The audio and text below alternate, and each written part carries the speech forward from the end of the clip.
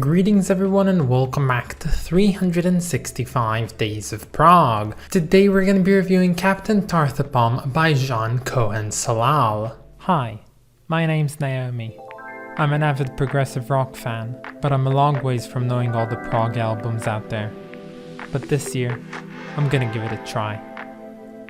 This is 365 Days of Prog.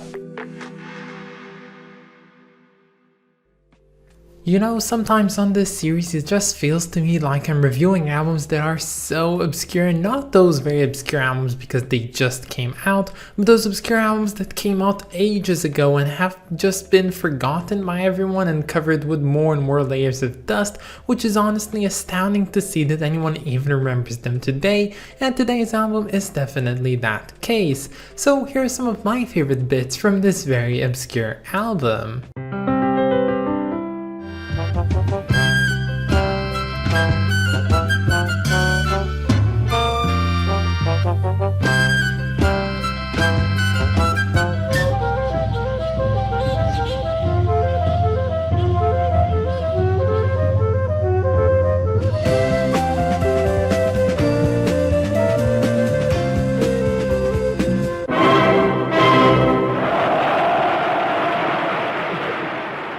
So today we are reviewing the album Captain Tarthopom, which translated from French actually means Captain Apple Pie, and this is a 1973 album made by Cohen-Solal. Now I must let you all know in advance that information about this person and this group that made this album is quite scarce online, at least in English, so I'll do my best to recap whatever I found in this review. So Cohen-Solal was born in Algiers, which is the capital of Algeria, in 1946. Now back at the time, Algeria was still a part of the French colonies, and Algerian people actually considered themselves to be very much an integral part, although a very distant part, of French culture. And Jean actually also had an older brother born in 1943 called Robert, and the two of them were very much two musicians right from the start, with Robert picking the violin as his instrument to go and Jean choosing to play the flute. And at some point, probably around the year of 1956, the two brothers have decided to depart Algeria and go to France in order to pursue a higher education in their own fields of music. And Jean started learning at the Nîmes Academy of Music, where he majored playing the flute but also simultaneously learned how to play the double bass. And after 8 years in that academy, Jean would move on to the Academy of Versailles, where he would learn for yet another 3 years, and there he would meet a lot of big names in classical musicians culture of France. And in the year of 1966, pretty unrelated to everything that I've told you so far, a person called Jacques Roussel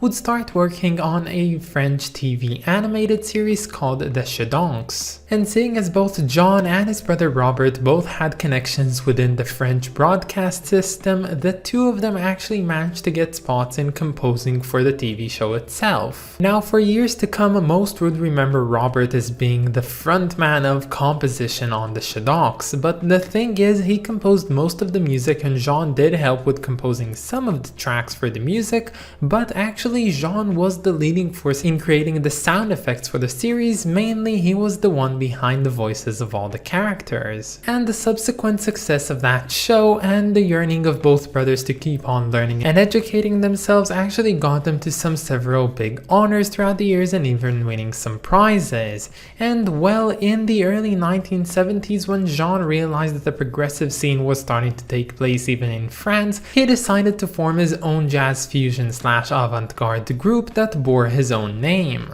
And in 1971, the group, which was spearheaded by Cohen-Solal, would release their debut album called Flute Libre, which means free flutes, and that album would explore a lot of jazz fusion ideas as well, just going very much experimentalist and going very well into the avant-garde realm. And it's a very interesting album that would be followed up with 1973's release, which is also the last release by this band, an album called Captain Tarthopom. Now this album makes for a very interesting listening experience to say the least. I would place its musical style somewhere between being somewhat like Albert Marcoeur, although not as ruthless, and between, let's say, Minstrel at the Gallery and the Passion Play by Jethro Tull in the fineness of the music, although I must say that this album is in fact an instrumental album. But honestly, who even needs singing when you have the flute played by Cohen-Solal? Honestly, he just plays the flute on here so beautifully, and you can definitely tell how well educated he is in his instrument,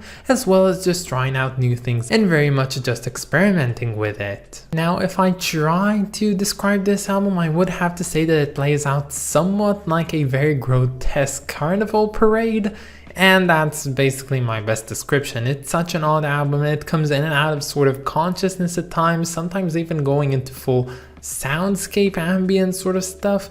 It's a really interesting album. I highly suggest that you go check it out. It's like 30 minutes in length. It's not that long, and it's definitely something that if you're gonna like, you're gonna very much like it, and if not, then well, okay, you tried. I wouldn't say that it's an album that I particularly like. I think that it's a nice album overall. It doesn't really spark any interest in me of actually coming back and listening to it again, but it does feature something much more important, and that's a tiny gateway into something that I don't know entirely, and I think that this is the type of music which I would really have to get into in the future to actually know more of. So yeah, this album is one of the more unique albums I've heard on the list so far, and honestly, I'd love to know what you guys have to say about it. So if you listen to it, leave your thoughts down in the comment section.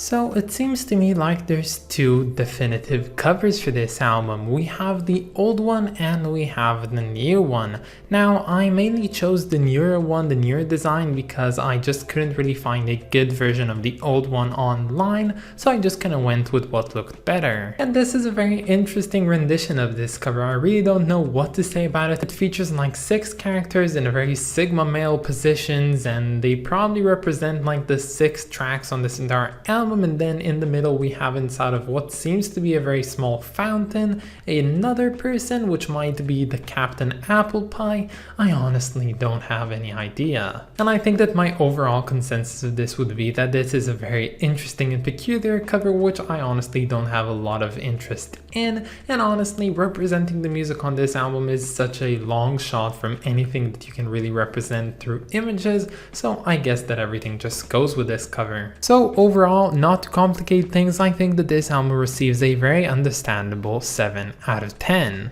But that's about it, guys. I hope that you enjoyed this video, and stay tuned for tomorrow because we're gonna be listening to Sleeping in Traffic Part 1 by Beardfish, probably my most anticipated album on the list thus far. I of course want to thank my lovely supporters over on Patreon, so thank you so much to Clay Wan, Mist of Kings, and Lindsay Haycox. You guys are just the best, and if any of you want to support me over on Patreon, you can find the link down in the description or in my about page. But that's about it, guys. Have a wonderful day, and I'll catch you all tomorrow. Bye, guys.